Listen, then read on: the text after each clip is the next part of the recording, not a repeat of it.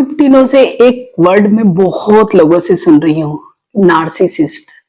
पहले समझ में नहीं आया, एक्चुअल में मतलब मालूम था, लेकिन ये समझ में नहीं आ रहा था कि इसको किस संदर्भ में देखा जा रहा है, किस संदर्भ में बहुत ज्यादा यूज किया जा रहा है।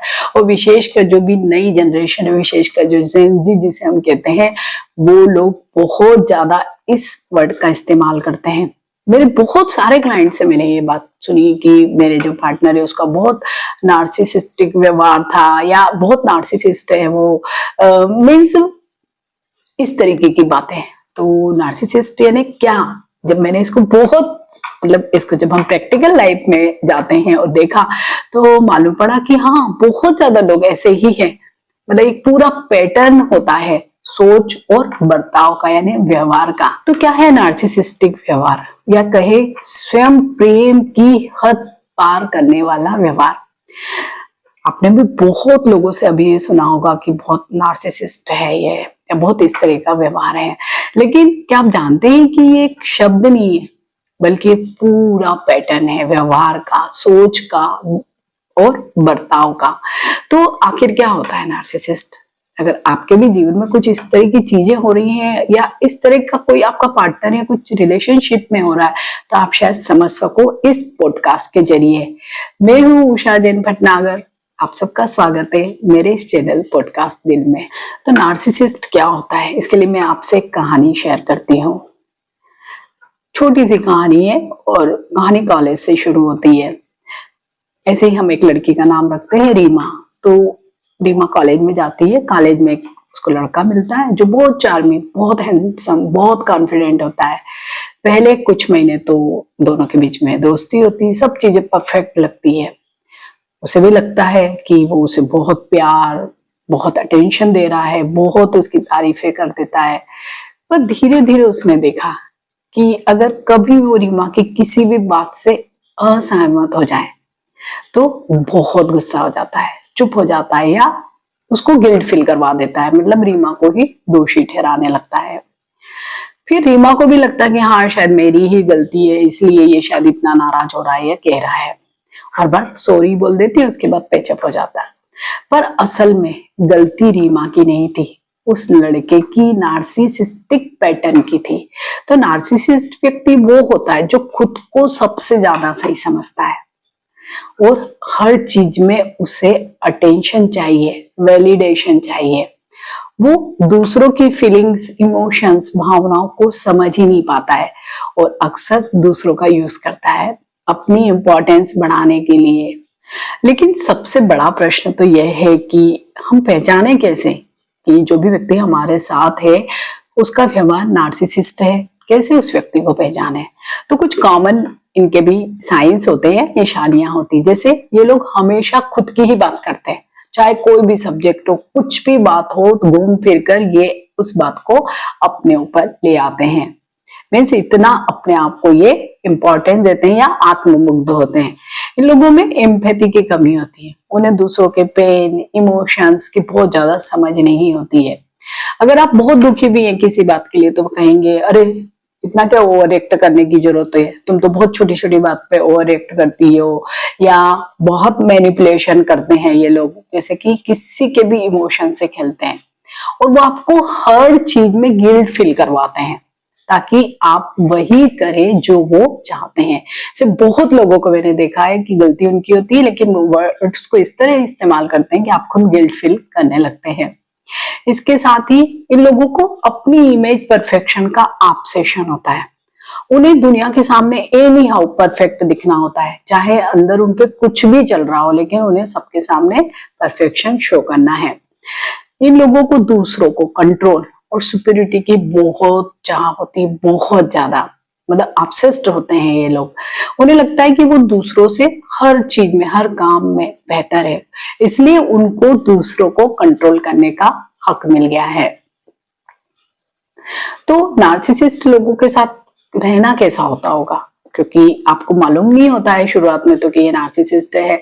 तो आपने कभी भी ऐसे इंसान के साथ अगर रिश्ता निभाया है, तो वो लोग तो जरूर जान गए होंगे, अभी भी सोच रहे होंगे कि ये कितना इमोशनली ड्रेनिंग सिचुएशन होता है। आप इमोशनली ड्रेन्ड हो जाते हो बिल्कुल ही, क्योंकि शुरुआत में वो आपको आइडियलाइज करते हैं, फिर धीरे धीरे आपको बहुत छोटी छोटी बातों पे भी क्रिटिसाइज करने लगते हैं। आपको भी ऐसे लगने लगता है कि जैसे आप कभी भी अच्छे बन ही नहीं सकते, मीन्स आपकी जो सेल्फ कॉन्फिडेंस है वो धीरे धीरे खत्म हो जाती है। आप अपने आप पर खुद पर ही डाउट करने लगते हो, और यही सोच होती है, ज्यादातर यही लोग सोचने लगते हैं कि क्या मैं ही गलत हूँ। हर बार आपको ये मतलब आपको यही समझाया जाता है कि आप ही गलत हो, लेकिन नहीं, असल में ये पैटर्न है जिसमें नार्सिसिस्ट जो भी लोग होते हैं वो आपको इमोशनली कंफ्यूज करते हैं, क्योंकि उन्हें पावर चाहिए, और वो इसे पाने के लिए सबसे पहले आपके सेल्फ कॉन्फिडेंस को तोड़ देते हैं। क्योंकि आप गिल्ट फील करेंगे, आप कंफ्यूज्ड रहेंगे, तो आपका कॉन्फिडेंस अपने आप से ही खत्म हो जाएगा। तो ऐसे लोगों से अगर आप ऐसे किसी रिश्ते में हैं, नार्सिसिस्ट व्यवहार से पीड़ित है, तो क्या करें, कैसे अपने आप को बचाएं? तो अगर आपके आसपास कोई भी नार्सिसिस्ट पर्सनालिटी व्यक्ति है, आप अगर इस किसी रिश्ते में हैं, तो आप लोगों को क्या करना चाहिए? सबसे पहले तो बाउंड्रीज सेट करें। बिल्कुल क्लियरली ये फिक्स करें कि आप किस चीज को तो सहेंगे और किस चीज को नहीं। मीन्स ना कहना आपको एनी हाउ आना ही चाहिए, और वो भी विदाउट किसी गिल्ट के। अगर आपको कोई काम नहीं करना है तो बिल्कुल स्पष्ट तौर पर ना कहे, लेकिन उसके लिए अपराध बोध से पीड़ित ना हो। ऐसे लोगों से इमोशनल डिस्टेंस रखें। हर बात दिल पे लेने की जरूरत नहीं है, मतलब दिल पे मत लीजिए। और ये भी याद रखें कि उनकी बातें उनकी पर्सनालिटी की झलक है, आपकी रियलिटी नहीं है। मतलब जो वो आपके बारे में कह रहे हैं वो आपकी रियलिटी बिल्कुल नहीं है। अपना सपोर्ट सिस्टम जरूर बनाएं। अपने फ्रेंड्स, फैमिली या कोई थेरेपिस्ट या हीलर से आप बात कीजिए, और अपने किसी भी इमोशन को सप्रेस मत कीजिए, दबाइए मत। अपनी सेल्फ वर्थ याद रखिए, वो ही सबसे ज्यादा इंपॉर्टेंट है। आप जैसे हैं वैसे ही इनफ है। किसी की वैलिडेशन की आपको बिल्कुल भी जरूरत नहीं है, और वो आपकी वैल्यू भी तय नहीं कर सकते हैं। हीलिंग और सेल्फ लव की दोनों चीजें बहुत वर्क करते हैं, उनकी प्रैक्टिस करें। इसके साथ ही मेडिटेशन, हिप्नो हीलिंग जैसे बहुत सारी टेक्निक्स होती है, तो अपनी एनर्जी को फिर से चैनलाइज करें और उसे स्ट्रांग करें। लेकिन नार्सिसिस्टिक व्यवहार को समझना आसान बिल्कुल नहीं होता है, और उसमें बहुत टाइम लग जाता है, और ज्यादातर लोग बहुत एक इमोशनल ट्रामा से गुजर चुके होते हैं, फिर जाके उन्हें पहचान होती है कि उनका जो पार्टनर है, जो मेल हो सकता है, फीमेल भी हो सकती है, उसे पहचान देगी ये नार्सिसिस्ट हैं। तो आप अगर उसको पहचान जाते हैं तो समय पे स्टेप उठाए, तो आप बहुत बड़े इमोशनल नुकसान से बच सकते हैं। तो हम सबको अपने रिश्तों में क्या चाहिए होता है? प्यार चाहिए होता है, रेस्पेक्ट चाहिए होती है, अंडरस्टैंडिंग की जरूरत होती है, ना कि किसी की कंट्रोल की, और ना ही किसी भी तरीके की गिल्ट की। तो आई होप अभी जो ये वर्ड बहुत चल रहा है कि नार्सिसिस्ट लोग असल में क्या होते हैं, आपको बहुत अच्छे से समझ में आया होगा।